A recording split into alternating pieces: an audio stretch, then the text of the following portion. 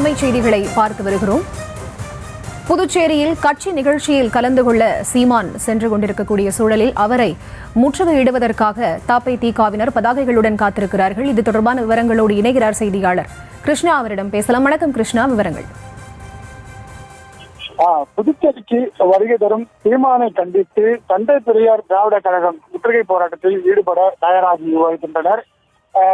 புதுச்சேரியில் அதை ஏற்கனவே நேற்று ஒருவன் தனது பாலில் இசையை பெற்ற அம்மா சொந்த தங்கையுடன் தீர்த்து கொள்ளலாம் என்று தந்தை பெரியார் சொன்னதாக சீமான் அவருதாக ஆபாசமாக செய்தியாளர் சந்திப்பில் கூறியதாகவும் அது குறித்து ஆதாரத்தை கேட்கும் விதத்தில் புதுச்சேரி குயர்பாளையம் கீர்த்தி மகாலுக்கு வருகை தரக்கூடிய நாம் தமிழர் கட்சியின் ஒருங்கிணைப்பாளர் சீமான் நேராக சந்தித்து அவரிடம் அந்த விளக்கத்தை கேட்பதற்காக புதுச்சேரி தந்தை பெரியார் திராவிட கழகத்தினர் 30க்கும் மேற்பட்டோர் இங்கு இந்த வெள்ளித்தோப்பு சிக்னல் அருகே ஒன்று கூடியிருக்கிறார்கள்.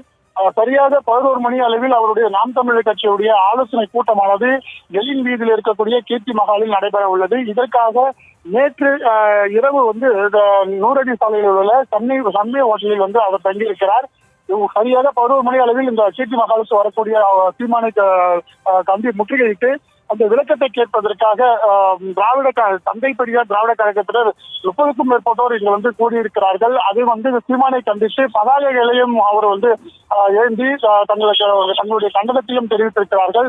இதற்காக போலீசார் 50க்கும் மேற்பட்டோர் இந்த பகுதியில் குவிக்கப்பட்டிருக்கிறார்கள்.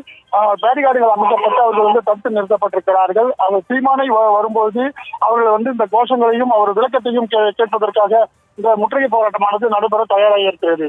இதுதான் விவரங்களுக்கு நன்றி கிருஷ்ணா.